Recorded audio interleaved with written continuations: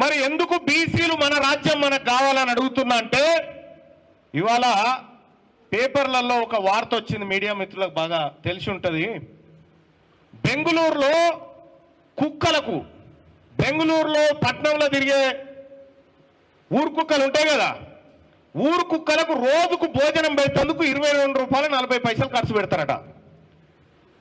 బెంగళూరు పట్టణంలో తిరిగేటువంటి కుక్కలకు, ఈనాడు పేపర్లో ఉంది, లేదంటే టైమ్స్ ఆఫ్ ఇండియాలో ఉంది, మీరు చూడండి.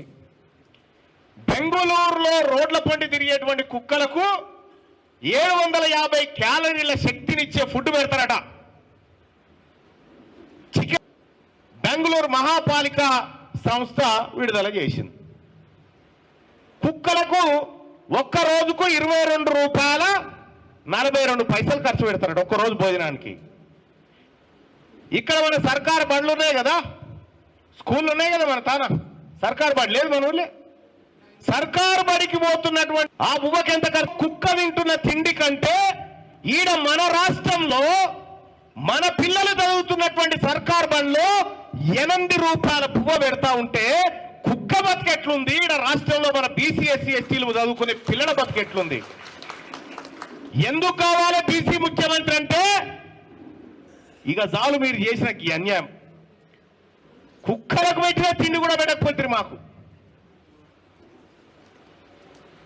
ఇందుకోసం బీసీ రాజ్యం కావాలని అడుగుతా ఉన్నా తప్పనని అడుగుతా ఉంది. ఇవాళ మొన్న రైతు బంద్ వేసిరా, రైతు భరోసా అని చెప్పి 9,000 కోట్ల రూపాయలు. నేను మీడియా మిత్రులకు చెప్తా ఉన్నా, 9,000 కోట్ల రూపాయలు రైతు భరోసా ఎకరానికి 6,000 రూపాయలు, 6,000 కదా, ఎకరానికి 6,000 రూపాయలని వేసిరు. దానికోసం 9,000 కోట్ల రూపాయలు అప్పు తెచ్చిరా సర్కారు. మొన్న రైతులకు ఖాతాలలో పైసలు వేస్తేందుకు, ఎకరానికి 6,000 వేస్తేందుకు 9,000 కోట్ల రూపాయలు అప్పు తెచ్చిరు.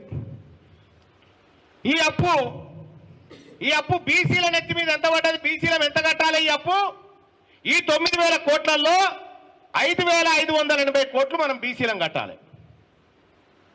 5,580 కోట్ల రూపాయలు అప్పు మనం బీసీలం కట్టాలి. మరి బీసీలు ఈ తెచ్చినప్పుడు 5,580 కోట్లు కడుతురు కదా, మరి ఇంతమంది బీసీ రైతులకు ఇస్తున్నారా? మరి రైతు భరోసా కింద బీసీలకు 5,580 కోట్లు అప్పు తెచ్చినావు కదా, బీసీల తలకాయలు తాకట్టు పెట్టి, మరి బీసీ రైతులకు అంత మొత్తం ఇస్తున్నావా అని అంటే, మొన్నట బీసీలకు